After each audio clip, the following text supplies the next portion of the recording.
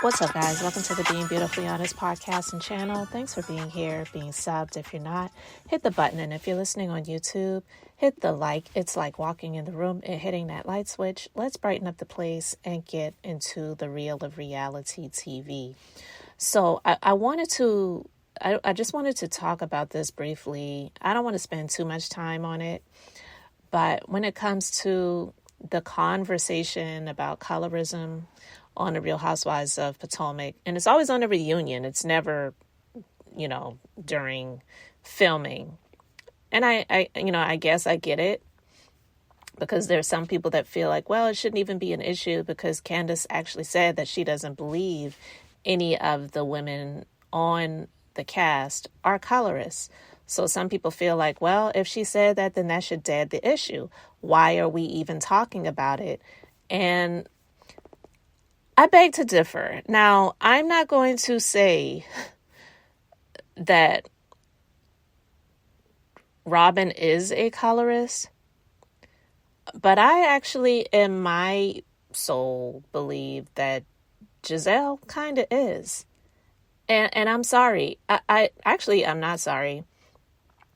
But based on some things that I learned, because I'm definitely not someone that has researched Gizelle or gone into her background or has cared to know much about her family. From what I was told, and from what there apparently is some proof of, if people want to, go back and pull the receipts, Gizelle actually is a product of her father, may he rest in peace, I guess, that allegedly was a colorist. And that's where she gets a lot of her views.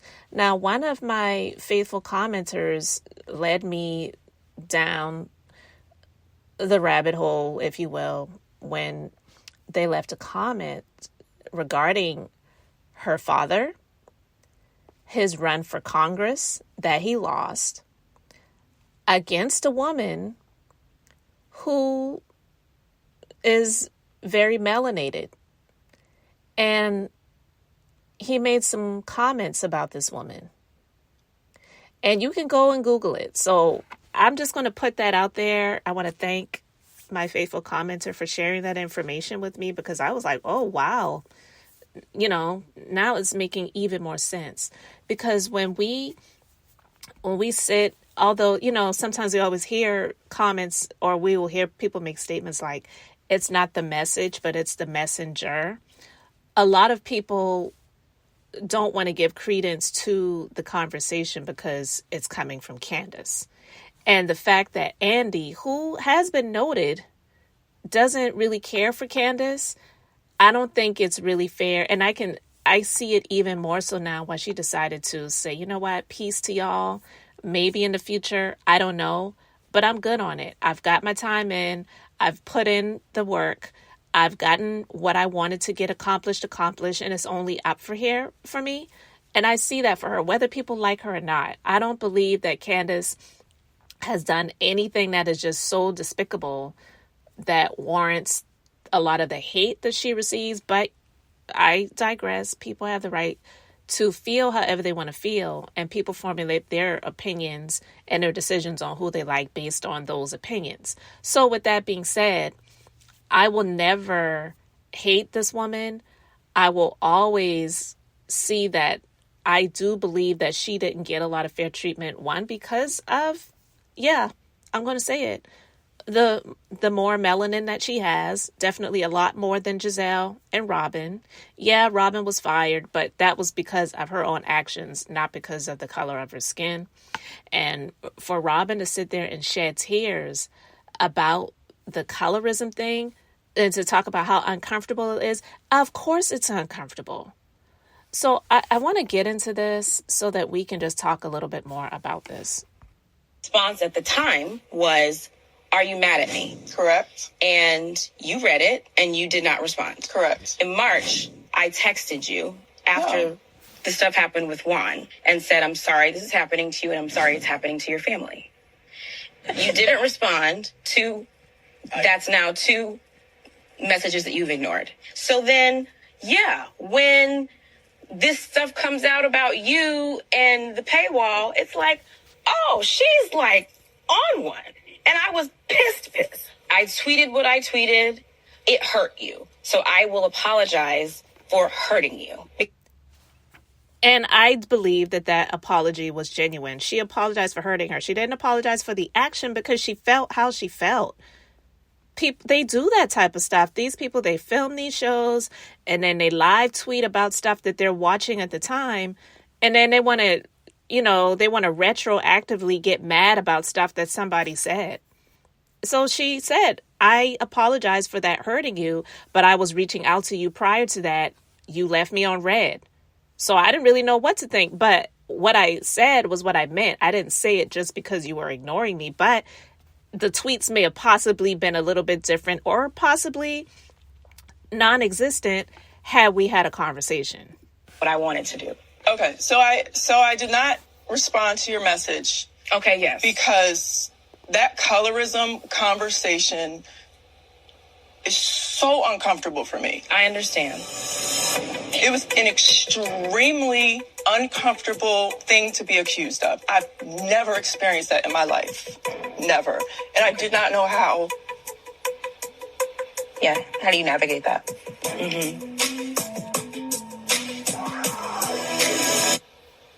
I mean, it was just extremely hurtful to not only be on the receiving end of being accused of being a colorist, which I think is horrible, but still, when the stuff about Juan came out, all of y'all talked about it, but nobody accused me of plotting, of, lying, a cover up, like none of that. That is the stuff that really, really, really hurt me as a friend. I want to go back to the colorism conversation.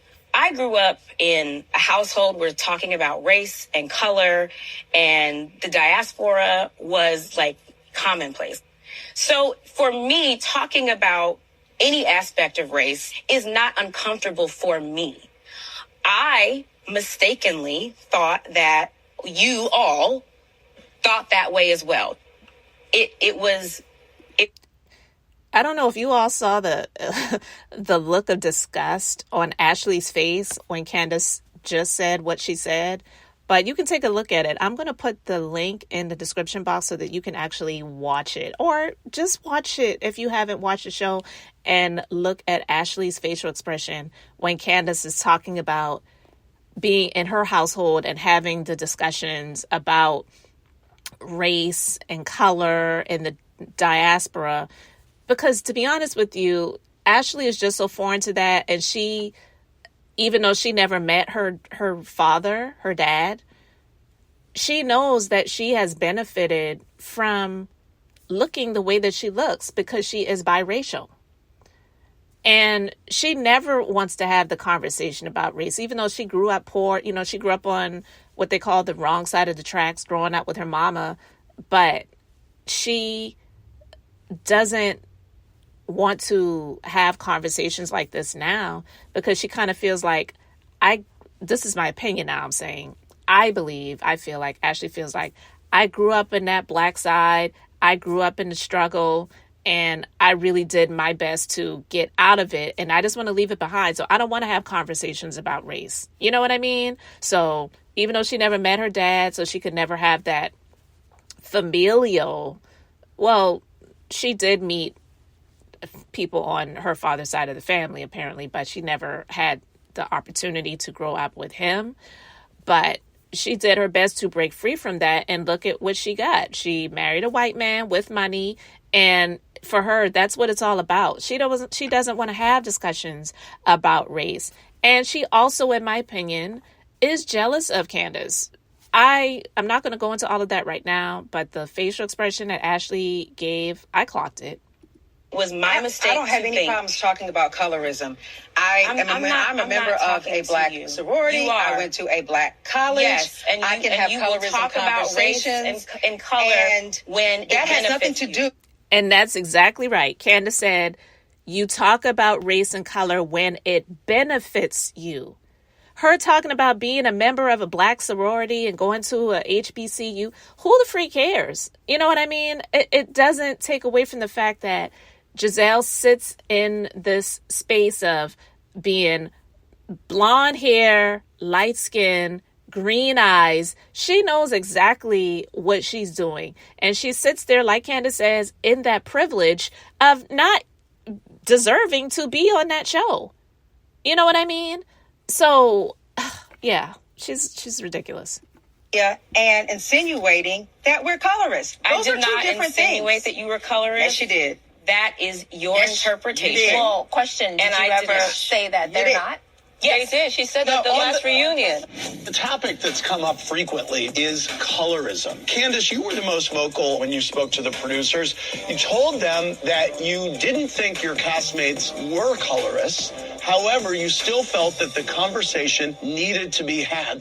She said it on the reunion couch after the phrases. She literally opened up the conversation by saying, I don't believe any of my castmates because it was out of control on Twitter. If we step back for a second, and if this was a black and white conversation, it's almost equivalent to someone saying, man, I'm so hurt that you called me a racist. But when is the conversation ever going to shift to say, it's not. Why did you think or believe that to be true for me to be a racist? Does that make sense? Yeah. Because if you're not going to talk about why they believe this phenomenon exists, then let's not talk about the phenomenon itself. At all. Guys, there's no better group of black women on the Bravo network to talk about that than us. No, actually, that's very incorrect. Because if you want to talk about colorism, then you need to have the range to talk about it. And a lot of people on this couch, whether you want to admit it or not, do not have the range. And I will stop it there. What was the reason why you guys are colorists? I don't know. If you want to start with the reason, let's start with the reason. So let's find out why you guys are anytime we have a colorists. conflict with a brown skin person, we're a colorist. But we forget that Karen and I Ashley and I beat for 3 years. And see, and that's the thing. Gizelle and Robyn and Ashley, they really are oblivious, or they just choose to be oblivious and ignore. It's not the fact that if they get into a conflict with a brown skinned person, they're a colorist. It's the treatment that the parties receive. And that's what it's about. And then Aneka sitting there and talking about, well, what did you do to make them call you a colorist? Oh, God. Go ahead. This conversation, I'm assuming that there's no place for the two of you to go right now. Worse has been done. And if this is friendship ending after everything that we have sat on this stage over the last 8 seasons and watched be done to her, so be it. All right, I'm going to leave it there because we're going to bring the husbands out. All right, so that was the conversation. One thing that pissed me off is when Gizelle said to Andy, well, I was told that Candace was going to be like either spoken to or handled. What the heck was that about? What did Candace do that was so egregious that they needed to have a conversation with her? This goes to show the privilege, and they don't take any self-accountability that it's coming up because the people who view the show for the most part see the colorism seeping through the screen. And Candace and Wendy are experiencing it and they feel it, and they're not sitting silently, even though they've been doing a lot of apologizing, I would say, but they're not sitting silently to just let the viewers say it. Because even if Candace and Wendy didn't say anything about it, if people were tweeting them or adding them or whatever, and they were seeing the conversation about colorism online, they in some way would still blame Candace and Wendy for the conversation being had and for people accusing them of colorism. And it's not just Robyn and Gizelle. It's Ashley too. Like I've said this over and over again. They're going to try to blame Candace for that wild banshee of a so-called friend of Ashley's coming there to cause a disturbance, to cause a ruckus, to come and confront Candace. I don't care if Candace and Wendy were on the other side of the room And this Sesame Street character, yes, just like Candace said, this Sesame Street character overheard Candace and Wendy talking about her and calling her a cookie monster with herpes. I don't care. She didn't say it to you, and they're adults. This BS about say it to my face, say it to my face. Girl, how old are you? Aren't you a married woman with at least a child? I don't know how many children she has. And you were supposed to be there at your friend's event. And then you want to conveniently forget that reasons that Wendy and Candace don't see it for her is because of the lies that she spoke about their husbands that they have camera proof of just did not happen. You know what I mean? So Wendy was right when she said no, when she checked Miss DUI Karen, that you're wrong, because the people on the show don't have the range to have a discussion about colorism. But she was absolutely right. What they're doing is similar or the same as a racist person or someone being accused of racism. And instead of them having the conversation to say, what is it that I have done and said that would make you call me that or believe that's what I am, versus you said this about me and it hurt my feelings. It's like the thing with the schools in Florida where that crazy lunatic governor was taking certain things out of history books and all of this different stuff. Don't want to talk about slavery. Don't want to talk about the past because you don't want to hurt the white children's feelings today. The shit happened. It's absolutely insane. It happened, and no one's saying because you talk about it happening means that you're blaming them for it happening. Of course, they were not born during that time, so they had nothing to do with it. But if you don't know your history, you're doomed to repeat it. And Gizelle is ridiculous. She just continues to put up a brick wall when it comes to the colorism conversation. And now, based on the things that I've learned about her father, that apple definitely didn't fall far from the tree. So her sitting with her privilege and shaking her head and tossing her blonde hair back and her neck and chin up in the air, like, I just don't have time for this. And Robyn sitting there shedding tears. That conversation was so hurtful. Instead of just acknowledging the hurt that Candace received, yeah, it definitely gives credence to what Wendy was saying. The people on the show don't have the range to have a conversation about it. You know, this is not saying that Wendy and Candace are perfect. I don't even feel like I need to say that, but I just kind of get tired of having to give preface to a point that I'm making. Is like, okay, I'm saying this, but I also just want you to know that I'm not saying that Wendy is God and Candace is Jesus. Of course, we know that. You know what I mean? But at any rate, I just wanted to talk about that briefly, guys. Let me know your thoughts in the comment section. Thanks for being here, for liking and subscribing. I'm Beth, just being beautifully honest. So until next time, wanted to keep it brief, beautiful, and now I'm going to say bye.